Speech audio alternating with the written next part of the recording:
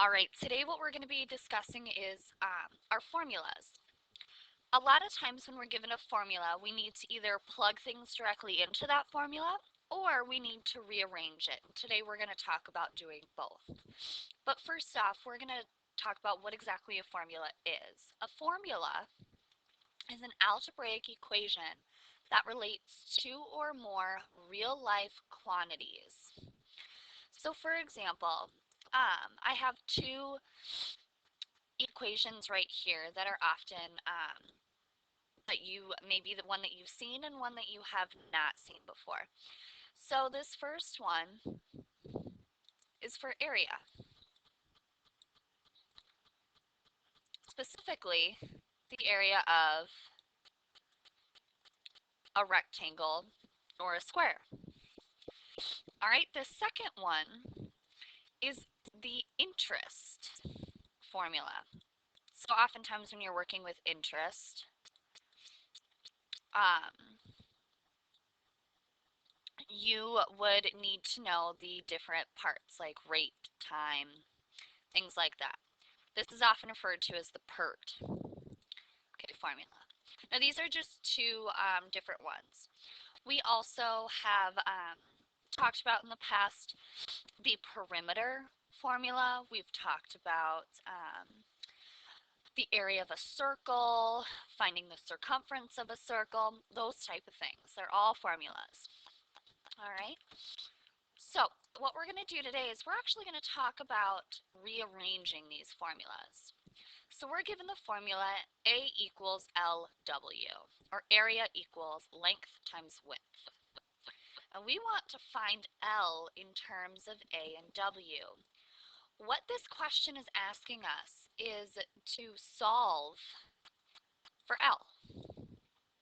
So we need to get L alone.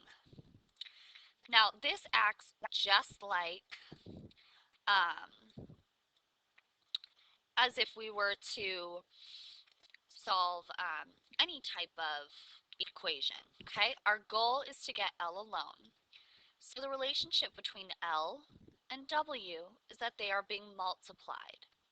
In order to get L alone, we need to do the inverse operation, which in this case is dividing. So I'm going to divide this side by W. Whatever I do to the one side of the equal sign, I need to do to the other side of the equal sign. So my W's cancel out, and I am given L equals A over W, or length equals area divided by width.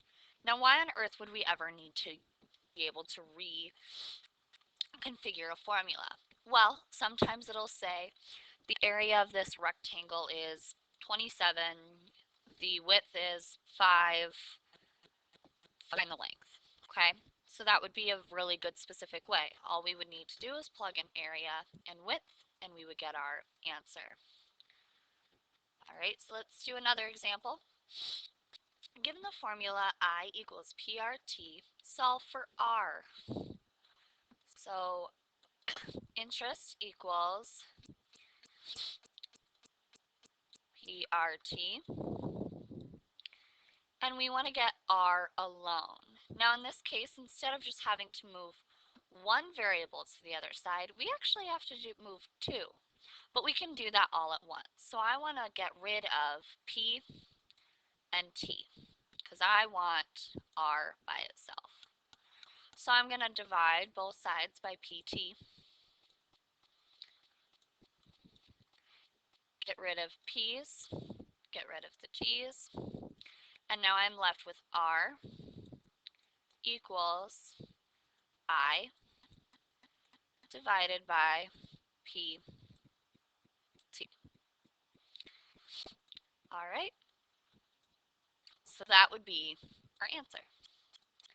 All right, now if I wanted to use this same formula and I actually wanted to use it again, I can actually um, use it in this particular example. It says, given the formula you just found, so this one, find the interest rate R for an investment of $1,500 that earned $54 in sample interest in 1 year.